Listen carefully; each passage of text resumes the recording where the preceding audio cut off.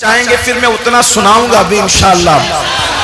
چونکہ آج کی یہ محفل خلیفہ قطب المشائخ حضرت علامہ ناظر خان صاحب قبلہ اشرفی رحمت اللہ علیہ کے عرس سراپا قدس کے موقع پر منعقد ہے۔ ایک حیرت کی بات یہ ہے، اگر آپ سننا چاہتے ہیں تو تھوڑا سا پیغام سن لیں۔ میں مشکور ہوں اپنے علماء کا، شعراء کا، کہ جنہوں نے اپنا وقت مجھے سونپا، بالخصوص حضرت علامہ سید افضلی صاحب، انہوں نے بھی کرم فرمائی کی، لیکن میں بھی اپنے وقت سے کچھ مختصری کرنا چاہوں گا۔ اگر آپ سننا چاہتے ہیں تو ایک بات میں آپ کو عرض کروں، دنیا کا کوئی مذہب ہو اور دنیا کا کوئی مسلک ہو، کسی کے سینے میں اتنا بڑا دل نہیں ہے کہ وہ موت پر خوشی مناتا ہو۔ دنیا کا ہر مذہب موت پر غم کرتا ہے، دنیا کا ہر مسلک موت پر غم کرتا ہے۔ یہ تنہا سنی ہے کہ جو موت پر خوشی مناتے ہیں، اور خوشی بھی کس نام سے مناتے ہیں؟ عرس کے نام سے مناتے ہیں۔ عرس کا مطلب ہی ہوتا ہے دولہا اور دلہن کے، عرس کا مطلب مجازن خوشی کے ہوتا ہے۔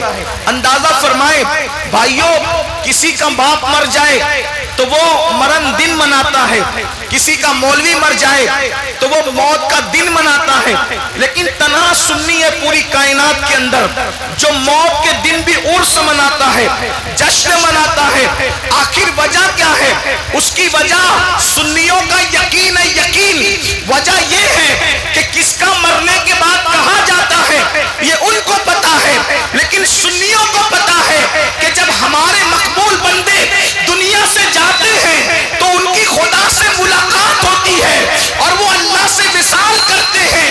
اس لیے ہم اس دن کو خوشی کے طور پہ مناتے ہیں، اس لیے کہ اللہ اکبر، جب یار کا دیدار ہو تو پھر غم کیسا، آج پھولے نہ سمائیں گے کفن میں آسی، موت کی شب ہے کس دل سے ملاقات کی۔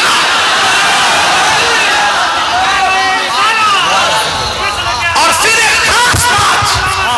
ایک خاص بات، یہ تو میں نے اپنے جذبات پیش کیے، اگر آپ بخاری شریف کی حدیث پر توجہ کریں تو ہر ایک کی موت الگ ہے اور ولی کی موت الگ ہے۔ ولی کی موت کی شان کیا ہے؟ میرے نوجوانوں، ولی جب دنیا سے جاتا ہے تو ایسے ہی نہیں جاتا، بلکہ ولی دنیا سے کی شان سے جاتا ہے۔ اللہ تبارک و تعالی حدیث قدسی میں ارشاد فرماتا ہے، وہ حدیث قدسی جو بخاری شریف کتاب الزہد کے اندر موجود ہے۔ آج کل کے نوجوان لڑکے سمجھتے ہیں سب ایسے ہی مرتے ہیں، سب ایسے ہی مرتے ہیں، ایک لکڑی سے سب کو ہانکنے کی کوشش نہ کرے۔ سب کی موت برابر نہیں ہے، سب کی موت اکول نہیں ہے، سب کی موت یکساں نہیں ہے۔ آؤ، جسے مومن کامل یعنی اللہ کا ولی کہتے ہیں، اس کو کیسے موت آتی ہے، اس کی موت کی شان کیا ہے؟ بخاری شریف کتاب الزہد کی وہ آخری حدیث کا حصہ ہے۔ اللہ پاک ارشاد فرماتا ہے، یہ حدیث آپ نے بار بار سنی لیکن آخری ٹکڑا بیان سے رہ جاتا ہے اکثر۔ وہ حدیث کیا ہے؟ جب بندہ نوافل کی کثرت کرتا ہے تو میں اس کی آنکھ ہو جاتا ہوں، میں اس کے کان ہو جاتا ہوں، میں اس کی زبان ہو جاتا ہوں، میں اس کے پیر ہو جاتا ہوں، میں اس کے ہاتھ ہو جاتا ہوں۔ یہ روایت آپ نے بار بار سنی ہوگی، اسی کا آخری حصہ ہے۔ اللہ پاک ارشاد فرماتا ہے حدیث قدسی میں کہ مجھے کسی کام کے کرنے میں تردد نہیں ہوتا۔ اللہ کیا فرماتا ہے؟ مجھے کسی کام کے کرنے میں تردد نہیں ہوتا۔ تردد کس کو کہتے ہیں؟ تردد اللہ کے لیے ابھی میں نہیں کہہ رہا ہوں اس معنی میں، لیکن اللہ فرماتا ہے کہ مجھے کسی کام کے کرنے میں تردد نہیں ہوتا۔ اللہ اکبر۔ تردد کا مطلب اگر ہم عام طور پر کریں تو کیا نکلتا ہے کہ یہ کام کروں کہ نہیں کروں، اس کو کہتے ہیں تردد۔ اللہ فرماتا ہے کسی کام کے کرنے میں مجھے تردد نہیں ہوتا۔ اللہ اکبر۔ وہ پیدا کرنے والی ماں ابھی بچے کو پیدا کرتی ہے اور وہ ماں کی روح نکال لیتا ہے، اس کو تردد نہیں ہوتا۔ وہ پہلے ہی دن ایک ہچکی میں بچے کی روح کو نکال کے مار ڈالتا ہے، ماں کی گود کو خالی کر دیتا ہے، اس کو تردد نہیں ہوتا۔ وہ گرمی لاتا ہے، اس کو تردد نہیں ہوتا۔ وہ برسات لاتا ہے، اس کو تردد نہیں ہوتا۔ وہ روزانہ سورج نکالتا ہے مشرق سے، مغرب میں غروب کر دیتا ہے، اس کو تردد तरद्दुद नहीं होता। अल्लाह अकबर, किसी भी काम के करने में उसको तरद्दुद नहीं होता। लेकिन अल्लाह इरशाद फरमाता है, क्या फरमाते, गौर से सुनो। अल्लाह फरमाता है, जब मैं अपने वली की मौत का फैसला करने लगता हूं तो तरद्दुदी, मुझे तरद्दुद होता है। वली की मौत का फैसला करते वक्त अल्लाह फरमाता है, मुझे क्या होता है, तरद्दुद होता है, तरद्दुद। अल्लाह फिर तू क्या करता है, तो हदीस पाक का मफहूम है, अल्लाह इरशाद फरमाता है, तो मैं अपने फरिश्तों को उस वली के पास भेजता हूं और वो फरिश्ते उस वली के पास जाते हैं और जाने के बाद आखिरत की नेमतों का जिक्र करते हैं, आखिरत की नेमतों का तज़किरा करते हैं। उस मज़मून को एक मकाम पर कुरान यूं बयान करता है, इन्नल्लज़ीना क़ालू रब्बुनल्लाह सुम्मा इस्तक़ामू ततनज़्ज़लु अलैहिमुल मलाइका अल्ला तख़ाफू वला तहज़नू वअबशिरू बिल जन्नतिल्लती कुंतुम तुअदून नहनु औलियाउकुम फिल हयातिद दुनिया व फिल आखिरा। अल्लाहु अकबर। अल्लाह इरशाद फरमाता है, जिन लोगों ने कहा बेशक हमारा रब अल्लाह है, सुम्मा इस्तक़ामू, इस्तिकामत के साथ उस पर डट गए, फिर क्या होता है, ततनज़्ज़लु अलैहिमुल मलाइका, उन पर अल्लाह के फरिश्ते नाज़िल होते हैं। अरे वो फरिश्ते आते हैं और आकर उस वली को नेमतें आखिरत बताते हैं, आखिरत की नेमतों का जिक्र करते हैं, दीदार इलाही का जिक्र करते हैं, दीदार रसूल का जिक्र करते हैं, जन्नत की नेमतों का तज़किरा करते हैं। तो फिर वो वली खुद से कहता है, फरिश्तों ये नेमतें और दीदार मुझे मिलेगा कब? तो उस वक्त फरिश्ते कहते हैं, जब तक मौत की लज़्ज़त नहीं चखोगे उस वक्त तक आखिरत की नेमत नहीं मिल सकती। तो वो वली खुद से कहता है, अरे फिर देर किस बात की है, जल्दी करो। इधर वली मौत के लिए तैयार होता है, उधर अल्लाह उसकी मौत का फैसला फरमाता है। ये वली की मौत है जो अल्लाह को राजी कर लेते हैं, और हमारी मौत, हम लोगों की मौत कितनी दर्दनाक। बस इसी पे बात मुकम्मल करता हूं, हमारी मौत कितनी दर्दनाक है। अल्लाहु अकबर। हजरत सैयदना अब्दुल्ला इब्ने अम्र इब्ने आस इरशाद फरमाते हैं, अब्दुल्ला इब्ने अम्र इब्ने आस इरशाद फरमाते हैं कि मैंने अपने बाबा सैयदना अम्र इब्ने आस से पूछा कि बाबा, जब किसी इंसान को मौत आती है तो कैसी होती? वली की मौत तो आपने सुन ली कि जब तक वली खुद नहीं चाहता उसकी मौत का फैसला नहीं होता, और वली की मौत से पहले फरिश्ते हजारों की तादाद में उसके पास जमा होते हैं और उससे कलाम करते हैं, उसको खुशखबरी देते हैं। वो अब शिरू बिल जन्नतिल्लती कुंतुम तुअदून, कुरान कह रहा है उसको जन्नत की बशारत देते हैं, मरने से पहले उसको जन्नत की बशारत देते हैं। लेकिन हमारी मौत कैसी? अल्लाह अकबर। अब थोड़ी देर, हालांकि मौसम बारिश का है, भीगते वक्त कोई संजीदा गुफ्तगू आपके दिमाग में उतरे न उतरे, थोड़ी देर आपका बड़ा एहसान, बड़ी मोहब्बतें, शायद मुझे आखिरी दम तक ये महफिल याद रहेगी और आप लोगों की मोहब्बतें भी याद रहेगी, आप लोगों की वफादारी भी याद रहेगी, आप लोगों का प्यार भी याद रहेगा, और भीग कर इस कीचड़ में सुनना भी याद रहेगा।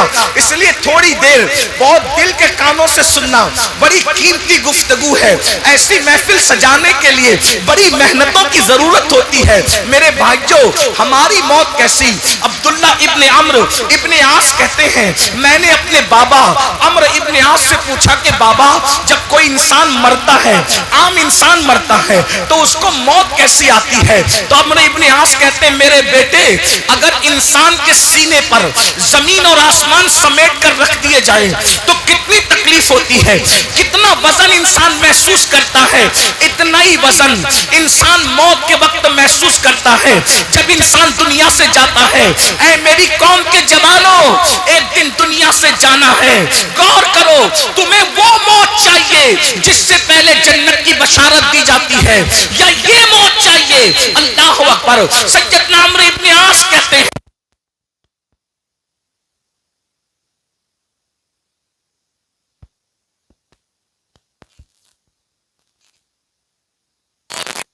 होती है, अल्लाह अकबर। और इंसान जब मरता है तो उसको यूं लगता है कि वो नाक से सांस नहीं ले रहा है, बल्कि वो सुई के नाके से सांस ले रहा है।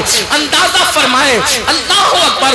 मेरे भाइयों, मेरे नौजवानों, ऐ होशमंद, होशियार, अक्लमंद, दानिशवर जवानों, मुझे बताओ, अगर जुकाम हो जाए और नाक भर जाए तो इंसान का कैसे दम घुटने लगता है जब उसकी सांस नहीं निकलती। जरा सोचो तो सही, मौत के वक्त इंसान नाक से नहीं बल्कि यूं लगता है जैसे सुई के नाके से वो सांस ले रहा हो। इंसान की कैफियत ये होती है। अब्दुल्ला इब्ने अम्र इब्ने आस कहते हैं, मेरे बाबा अम्र इब्ने आस ने बताया, बेटा अगर किसी के पेट में बबूल का दरख्त घुसा दिया जाए और एक एक रग में, एक एक नस में बबूल का कांटा घुस जाए और कोई ताकत के साथ उसको खींचे तो कैसे उसकी रगों को वो तार तार कर देगा। इसी तरीके से जब कोई इंसान मरता है तो उसकी कैफियत ये होती है। ये तो आम इंसान के मरने की कैफियत है, लेकिन अब सुनो, दिल के कानों से सुनो, जब बेनमाजी मरता है तो बेनमाजी, अल्लाह अकबर, कितनी दर्दनाक उसको मौत आती है। सबसे ज्यादा इबरत अंगेज मौत, सबसे ज्यादा दर्दनाक मौत बेनमाजी को आती है। अल्लाह अकबर, वो नमाज जिससे हम कोसों दूर हैं, वो नमाज जिसका नाम सुन करके हम उसकी फजीलत भी अब माज़अल्लाह सुनना नहीं चाहते। उलमा नमाज पर गुफ्तगू करते हैं तो हमें जान पर आती है, हमारे कानों पर जू तक नहीं रेंगती। ऐ मेरे आका अलैहिस्सलाम के दीवानों, मुस्तफा जाने रहमत के गुलामों, वलियों के नाम पे जान देने की बात करने वालों, एक दिन मौत तुमको भी आना है, एक दिन मौत हमें भी इंशाअल्लाह आने वाली है। मौत की तलवार हमारे सरों पे लटक रही है। मेरे जवानों, फरमाया गया सबसे ज्यादा दर्दनाक और खौफनाक मौत बेनमाजी को आती है। जब बेनमाजी दुनिया से जाता है तो अल्लाह उस पर इतनी प्यास मुसल्लत करता है, अगर 7 समुंदरों का पानी भी उसके मुंह में उंडेल दिया जाए, 7 समुंदरों का पानी भी उसके मुंह में उंडेल दिया जाए तो भी दुनिया की कोई ताकत उस मैं पूछना चाहता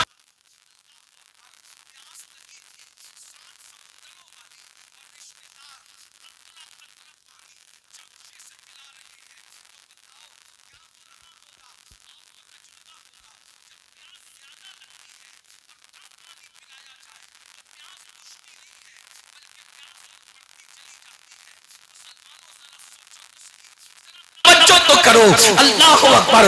अंधेरा घर, अकेली जान, दम घुटता, दिल उकताता, खुदा को याद कर प्यारे, वो साथ आने वाली है। मेरी कौम के जवानों, अपनी आखिरत की तैयारी कर लो। ये जिनके उर्स मनाते हो, इन लोगों ने आखिरत की तैयारी की तो किस शान से दुनिया से गए। हमने आखिरत की क्या तैयारी की? कुरान कहता है, वल तंजुर नफ्सुम मा क़द्दमत लिग़द वत्तक़ुल्लाह इन्नल्लाह ख़बीरुम बिमा तामलून। ऐ ईमान वालों, अल्लाह से डरो और आखिरत की फिक्र करो कि तुमने आखिरत के लिए क्या भेजा है। बताओ आखिरत के लिए क्या भेजा है, आखिरत के लिए क्या भेजा है। यही कि आज मुसलमान ज़िना में डूबा है, यही आखिरत के लिए भेजा है।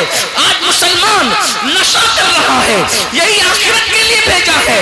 आज मुसलमान शराब पी रहा है, यही आखिरत के लिए भेजा है। आज मुसलमान झूठ बोल रहा है, यही आखिरत के लिए भेजा है। आज मुसलमान अपनी बीवी बच्चों पे जुल्म कर रहा है, यही आखिरत के लिए भेजा है। क्या भेजा है आखिरत के लिए, मुझे बताओ। अल्लाह अकबर। आज तो हाल ये हो गया, ज़िना की फिल्में देखकर, ज़िना की तस्वीरें देखकर, गंदी पिक्चरें देखकर आज 16-16, 17-17 साल के लड़के और लड़कियां ज़िना की तरफ बतौर फैशन बढ़ रहे हैं। अल्लाह अकबर। एक वो दौर था जब ज़िना का नाम मुसलमान सुनता था तो उसके बदन के रोंगटे खड़े हो जाते थे। या अल्लाह, ये किस गुनाह का नाम आया है, या अल्लाह ये किस पाप का नाम आया है। लेकिन अफसोस, गंदी फिल्मों ने, गंदी पिक्चरों ने, गंदी नाविलों ने, गंदे माहौल ने, गंदे फैशन فیشن کی گندی تہذیب نے آج میری قوم کے ان جوانوں کو زنا کے دروازے پر پہنچا دیا ہے. وہ جوان جس کے بارے میں اقبال نے کہا تھا عقابی روح جب بیدار ہوتی ہے جوانوں میں نظر آتی ہے ان کو اپنی منزل آسمانوں میں. نہیں تیرا نشے من قصر سلطانی کے گنبد پر تو شاہی ہے بسیرا کر پہاڑوں کی چٹانوں میں. اے میری قوم کی شاہین صفت جوانوں تم محمد عربی کے سپاہ ہو, تم محمد عربی کے جوان ہو, تم محمد رسول اللہ کے غلام ہو, تم کوے نہیں ہو, تم چڑیا نہیں ہو کہ گناہوں کی گندگی پہ بیٹھو, تم محمد رسول اللہ کے عقاب ہو. عقاب اللہ نے تمہیں زمین پہ پاپ کے لیے نہیں بھیجا, اللہ نے زمین پہ تمہیں پاپ کا خاتمہ کرنے کے لیے بھیجا. میرے بھائی تو ہی تھا جس نے اسلام کے لیے دریاؤں پہ کشتیاں جلائی تھی, تو ہی تھا جس نے بیت المقدس میں اسلام کا پرچم لہرایا تھا.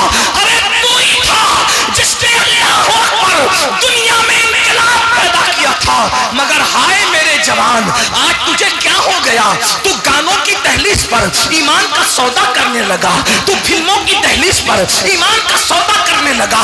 مسجد مرثیہ خواہ ہے کہ نمازی نہ رہے. میرے بھائی تو نے تو صحراؤں میں نمازیں ادا کی تھی, تو نے تو گرجاؤں کو مسجد بنایا تھا.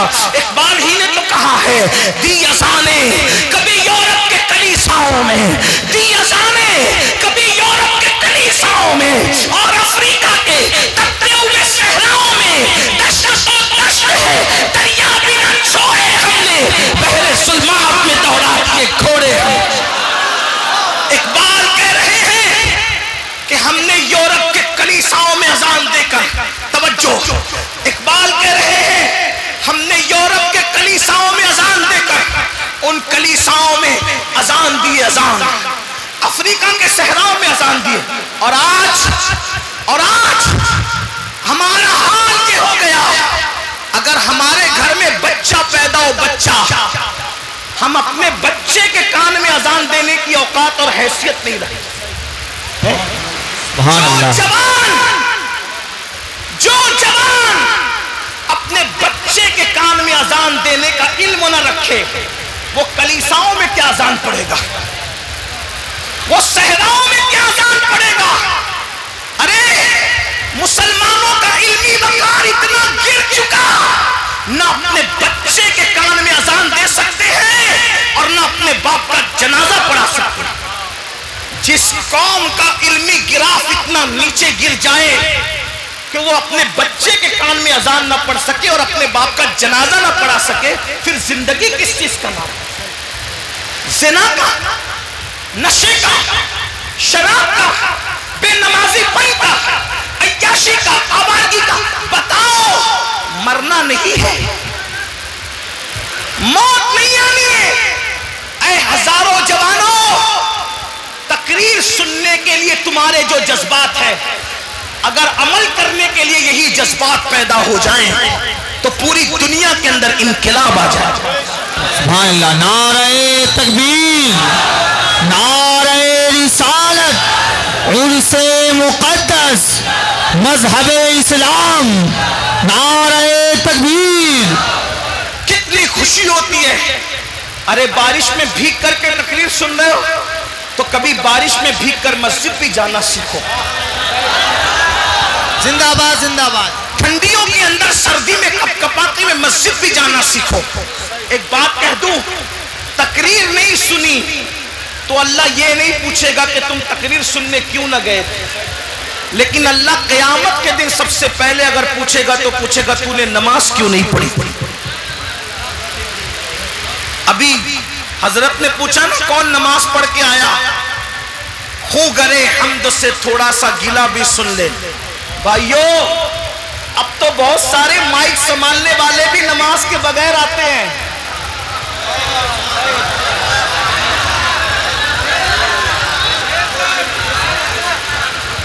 تو ادھر ادھر کی نہ بات کر, مجھے بتا کہ قافلہ کیوں لٹا.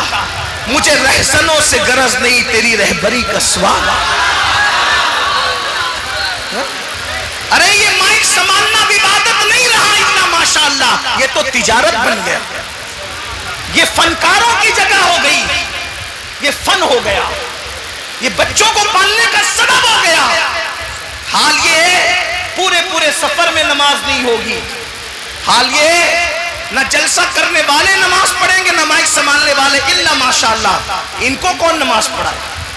اور سن لو مگر اچھی طرح سے سن لو، سنیوں کان کھول کے سن لو، اگر یہ سمجھتے ہو کہ خلیفہ قطب المشائخ تمہیں جنت میں لے جائیں گے، یا قطب المشائخ جنت میں لے جائیں گے، یا مخدوم اشرف جنت میں لے جائیں گے، یا غوث پاک جنت میں لے جائیں گے، یا غریب نواز جنت میں لے جائیں گے، یا اعلیٰ حضرت جنت میں لے جائیں گے، یا امام حسین جنت میں لے جائیں گے، اگر یہ تمہارا خیال ہے تو سن لو، اعلیٰ حضرت، غوث پاک، غریب نواز، مخدوم اشرف سارے ولی جنت میں لے جانے کی طاقت رکھتے ہیں، لیکن جو نماز نہیں پڑھے گا اس کو کوئی بھی ولی جنت میں نہیں لے جائے گا، یہ میرا دعویٰ ہے۔ میں بے نمازی کو کافر نہیں کہہ رہا ہوں، لیکن اگر تمہارے دل و دماغ کے اندر یہ بھوت سوار ہے کہ فجر میں سوتے پڑے رہیں گے اور غوث پاک ہاتھ پکڑ کے جنت میں لے جائیں گے، یہ شیطانی وسوسہ ہے۔ غریب نواز جنت میں لے جائیں گے، یہ شیطانی وسوسہ ہے۔ میرے جوانوں، ارے جب ان کے نانا صلی اللہ علیہ وآلہ وسلم جس سے ناراض ہے، مجھے بتاؤ کیا غریب نواز اس سے راضی ہے؟ غوث پاک اس سے راضی ہے؟ مخدوم پاک ان سے راضی ہے؟ اللہ کے رسول نے ارشاد فرمایا، آقا فرماتے بے نمازی کو بھیک بھی مت دو۔ توجہ ہے، غور فرمائیں، اے میرے وفادار جالا کے اور گرد و نواح کے آنے والے جوانوں، اللہ کے رسول فرما رہے بے نمازیوں کو بھیک بھی مت دو، بے نمازیوں کے ساتھ مت بیٹھا کرو، بے نمازیوں کو اپنے گھر میں مت بلایا کرو، اس کو جگہ مت دیا کرو، کیونکہ جہاں جہاں بے نمازی جاتا ہے اس پر اللہ کی لعنت برستی۔ بتائیے، اللہ کے رسول فرما رہے، آقا فرماتے ہیں جس نے جان بوجھ کے نماز چھوڑ دی، ایسے مت بولو بھائیو، آپ بٹھاتے ہو ان کو بیٹھنے جگہ کہاں ہے؟ بارش ہو رہی ہے، یہ بیچارے بھیگنے سے ڈر کر کے کھڑے ہیں، کہاں بیٹھیں گے؟ آپ تھوڑا سا لحاظ کرو، ایک دوسرے کے لیے قربانی، کچھ مت بولو، بس کوئی کچھ مت بولو بھائی، تھوڑی دیر میں بات کر رہا ہوں، اب بات تو کرنی بھی نہیں تھی لیکن بارش بھی ہو رہی ہے، دل چاہتا ہے، لیکن آپ اتنے جمع کے بیٹھے تو سوچتا ہوں کہ کچھ بات کر ہی لیجیے، لیکن کوئی کچھ نہ بولے، میری بات سنو۔ اللہ کے رسول علیہ السلام فرماتے ہیں جس نے جان بوجھ کے نماز چھوڑ دی، میں محمد اس سے بیزار ہوں۔ آقا کہنے میں اس سے حضور اتنے غصے میں ہیں کہ آقا نے جان کے دشمنوں سے بیزاری کا اظہار نہیں کیا، اور جو نماز چھوڑ دے حضور فرماتے ہیں صلی اللہ علیہ وآلہ وسلم میں اس سے بیزار ہوں، اور مزید کیا فرمایا؟ قیامت کے دن اس کے ساتھ میرا کوئی وعدہ نہیں ہے۔ آقا فرماتے ہیں میں اس کے ساتھ میرا کوئی وعدہ نہیں، اور دوسرے مقام پہ فرمایا جو جان بوجھ کے نماز چھوڑ دے وہ اللہ کی رحمت سے باہر کر دیا جاتا ہے، اللہ رحمت کی چادر اس سے ہٹا لیتا ہے۔ یہ بات میں ان علماء کی اور بزرگوں کی موجودگی میں کہہ دوں، ارے جب اللہ نے تم سے رحمت کی چادر ہٹا لی تو اب کون سا تعویذ تمہاری روزی میں برکت لائے گا؟ مجھے بتاؤ۔ تعویذ دینے والا زیادہ سے زیادہ بہت بڑا اس وقت ملے گا تو ولی ملے گا، ولی سے بڑا کوئی ملے گا اس دور میں؟ صحابی تو ہیں نہیں، انبیاء تو دنیا سے ظاہری طور پہ پردہ فرما چکے، زیادہ سے زیادہ بڑا بزرگ کون ملے گا؟ تعویذ والا، دعا دینے والا کون ملے گا؟ ولی ملے گا۔ آپ سے پوچھنا چاہتا ہوں میرے بھائی، توجہ سننا، اللہ ناراض ہو کر رحمت ہٹا لے تو ولی کا تعویذ آپ کی قسمت کیسے بنا سکے؟ یہ جو دل و دماغ کے اندر کھپ گئے، نماز نہیں بھی پڑھیں گے تو تعویذ تقدیر سنوار دے گا۔ بھائیو، ولی تو ولی ہے، نبیوں کی بھی یہ شان ہے، یہ شان کہ اللہ اگر نبی کو منع کر دے کہ تیرے بیٹے سے میں ناراض ہو گیا ہوں، اس کی مدد مت کرنا، تو نبی اپنے سگے بیٹے کی بھی مدد نہیں کرتے۔ ولی کیا؟ میں قرآن کے حوالے سے بات کروں، سنی حضرات یہ بات سننے کے کم عادی ہے، ان کو تو یہ سننا ہے نا کہ جلسے میں آؤ تو فلاں بزرگوں کو دیکھو اور جنت میں جاؤ، اور فلاں کو دیکھو جنت، اور جن کا جنت میں جانے کی کوئی گارنٹی نہیں ہے، یہ اللہ کے بندے ان کے چہرے دکھا کے جنت بانٹ رہے ہیں۔ اس لیے حق سننے آئے ہو تو سنو۔ اگر اللہ اپنے اولو العزم پیغمبر سے کہہ دے کہ تو اپنے بیٹے کی مدد مت کرنا، تو وہ نبی اپنے بیٹے کی بھی مدد نہیں کرتے۔ قرآن کہتا ہے، قرآن اٹھا کے پڑھو، نوح علیہ السلام کو اللہ نے کہا